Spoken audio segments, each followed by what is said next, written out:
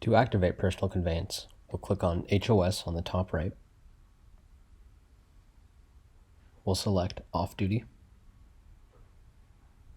And if you notice that there's an Enable Personal Conveyance button here, if you don't see that, you'll have to contact your driver manager to enable this. But in this case, we'll check this off. We'll make a duty status change note. In this case, I'll be driving home. Now we'll select Save on the top right.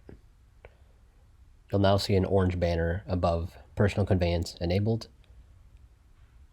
To disable Personal Conveyance, we'll again click on HOS, and we'll change any duty status.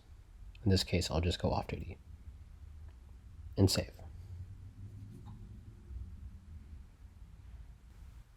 For any more questions, reach out at support@mavenmachines.com or call us at 412-499-3877, extension 1.